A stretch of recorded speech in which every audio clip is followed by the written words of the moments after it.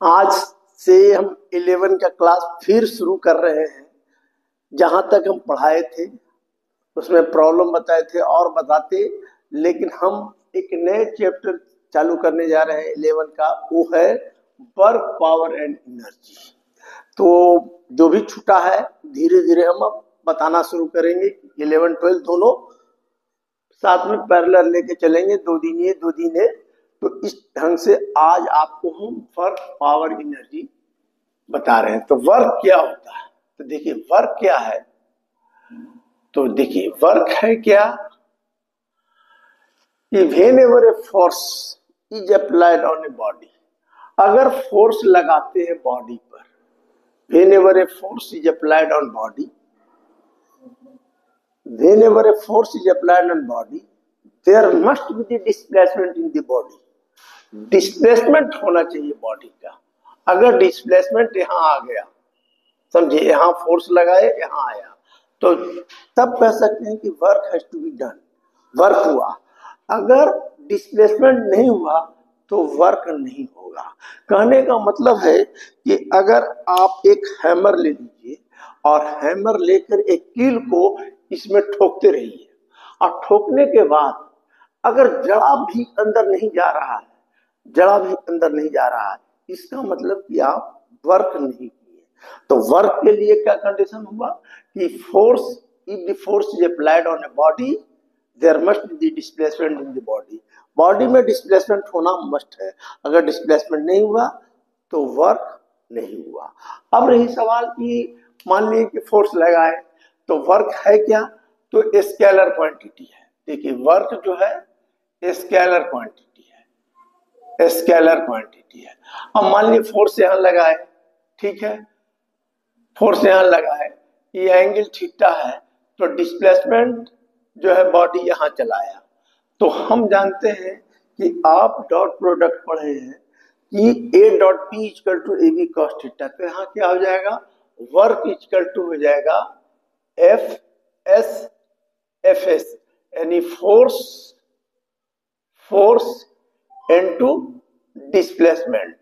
और डिस्प्लेसमेंट आप जानते हैं कि मूवमेंट होना चाहिए। अगर डिस्प्लेसमेंट नहीं हो रहा है तो क्या कहिएगा, सीधे कहिएगा वर्क नहीं हो रहा है, वर्क नहीं किए। मतलब आप दिन भर कील ठोकते रहे, अंदर नहीं गया, आप फिजिकल काम किया लेकिन फिर बोलता है कि आपने वर्क नहीं किया, मतलब डिस्प्लेसमेंट होना चाहिए। अब रही सवाल कि वर्क स्केलर क्वांटिटी, देखिए एफ एस है, ये डिस्प्लेसमेंट है, दोनों वेक्टर क्वांटिटी है। तो हम जानते हैं, पढ़े हैं वेक्टर में कि ए डॉट बी बराबर क्या होगा, ए बी कॉस थीटा। तो यहां क्या हो जाएगा, work equal to F S cos theta. अब एफ एस कॉस थीटा आ गया, तो इसमें स्टडी कर सकते हैं। देखिए स्पेशल केसेस, पहला क्या किया, पहला अगर थीटा इक्वल टू 0, तो 0 कब होगा, ये थीटा है, ये 0 कब होगा, ये जो होगा डिस्प्लेसमेंट के पैरेलल हो जाएगा, तो थीटा 0 होगा। तो कॉस थीटा बराबर क्या होगा, कॉस थीटा 0 बराबर 1, तो डब्ल्यू बराबर क्या होगा, एफ एस। ठीक है।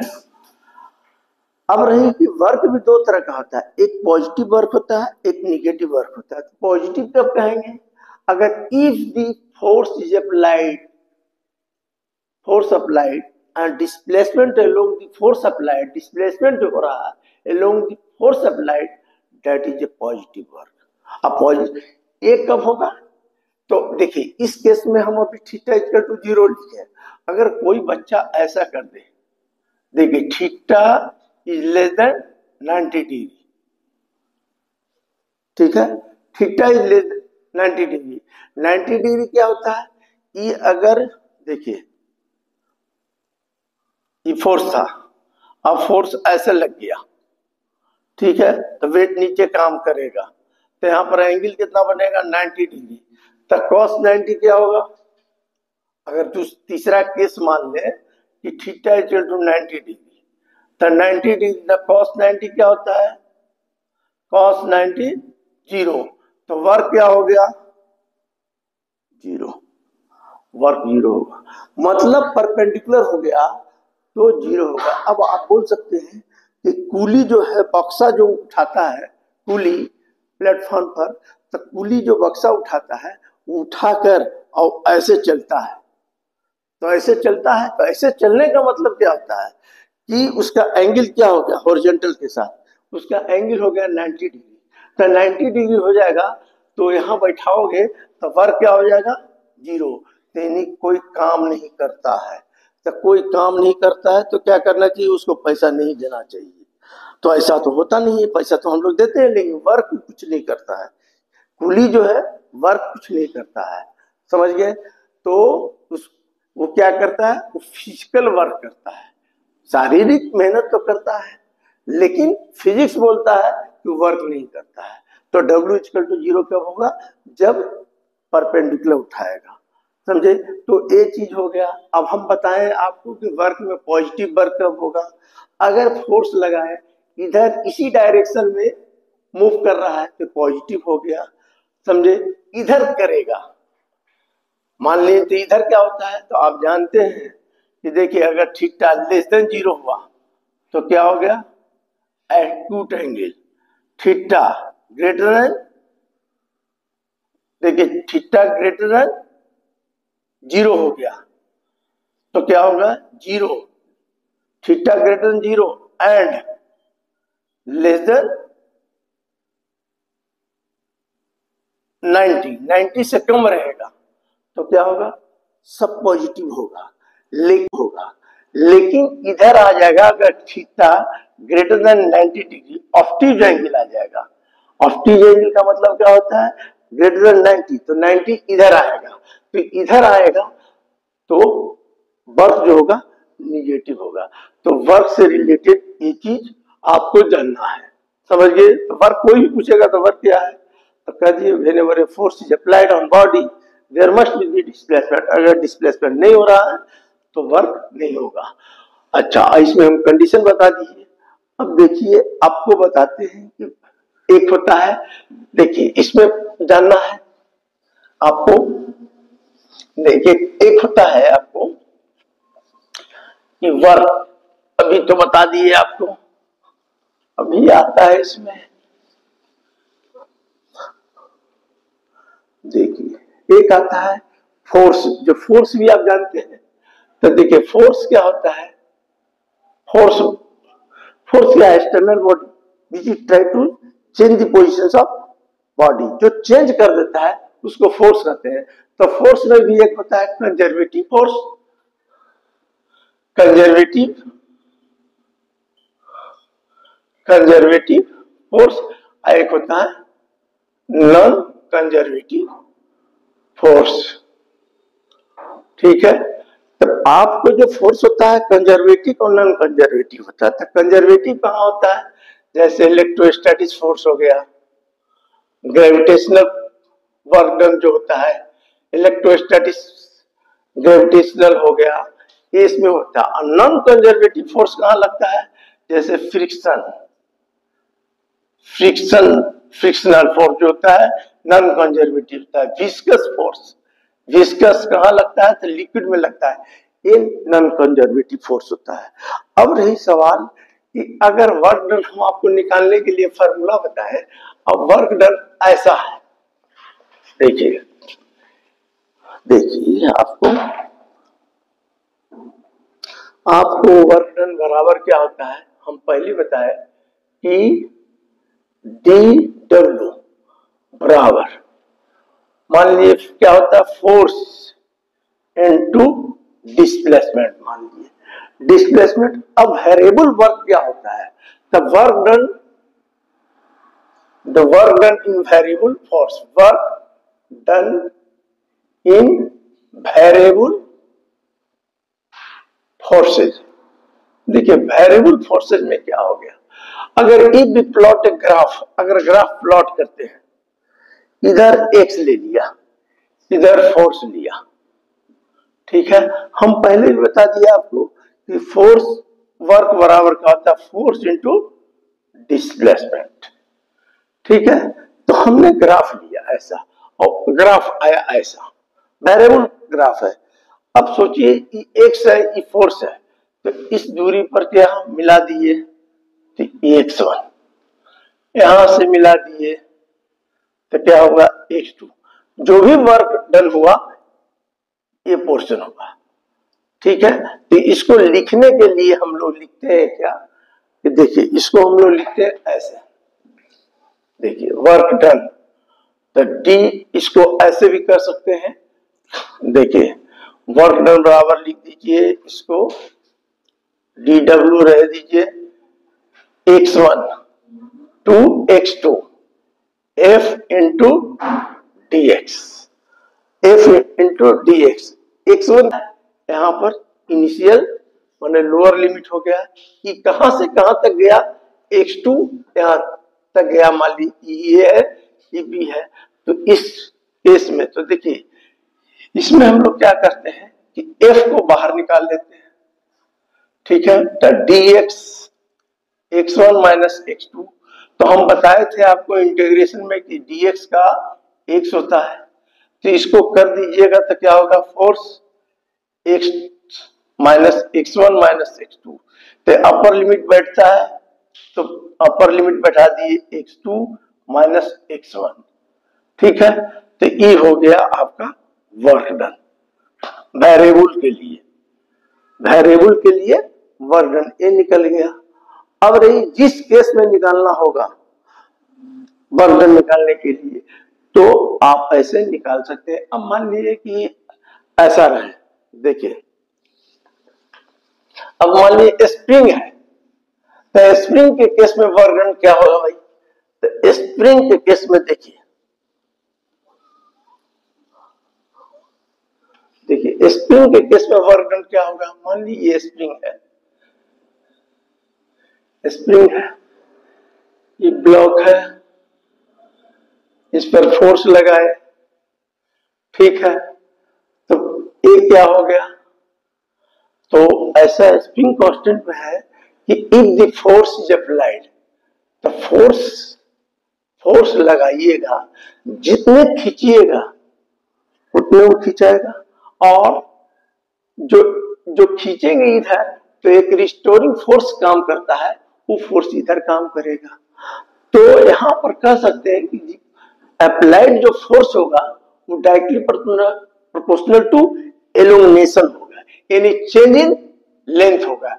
इसको कहते हैं एक्स एलोंगेशन, एलोंग जितने फोर्स लगाइएगा उतने ही स्प्रिंग खिंचाएगा। तो अब सोचिए कि जब खिंचाएगा और जब ई खिंचाएगा इधर और रिस्टोरिंग फोर्स इधर लाएगा, तो इसको हटाने के लिए एक कांस्टेंट टर्म देते हैं माइनस के एक्स। निगेटिव साइन इंडिकेट कर रहा है the force act in the opposite directions of restoring force. तो निगेटिव साइन ए इंडिकेट कर रहा है कि आप इधर खींच रहे हैं और ई इधर खींच रहा है, तो निगेटिव साइन इतना ही इंडिकेट करता है। कोई पूछा निगेटिव साइन क्या है, तो निगेटिव साइन इंडिकेट करता है कि अपोजिट डायरेक्शन में एक वर्क कर रहा है। अब रही सवाल कि इसको कहते हैं के को, याद रखिएगा के को कहते हैं स्प्रिंग कांस्टेंट, स्प्रिंग कांस्टेंट। अब के का यूनिट क्या होगा, तो के बराबर क्या हो जाएगा एफ वाई एक्स। तो फोर्स आई क्या है, एलोंगेशन, एक तरह का दूरी, तो न्यूटन मीटर स्क्वायर। डायमेंशन भी निकालने का है तो फोर्स का डायमेंशन होता है एम एल टी माइनस 2, और एक्स हो गया तो कैंसिल हो गया, तो एम टी माइनस 2 हो गया। तो इसको कहते हैं स्प्रिंग कांस्टेंट। अब रही सवाल स्प्रिंग कांस्टेंट हो गया, अब इसमें वर्क डन कितना होगा, तो वर्क डन इक्वल टू हम बताए हैं आपको भी फिर कि क्या बताए हैं कि फोर्स इनटू डिस्प्लेसमेंट। अगर एक्स इसकी एलोंगेशन है तो चेंज इन जो डायरेक्शन होगा वो dx इन लेंगे, तो फोर्स बराबर क्या हो गया kx। माइनस साइन लिखना चाहो तो लिख सकते हो, लिख दो dx। अब यहां हो गया इंटीग्रेशन, कहां से कहां तक खिंचाया, तो ये तुम कर सकते हैं आप क्या, ये देखिए इसका भी k को बाहर ले लीजिए, तो क्या हो गया x dx।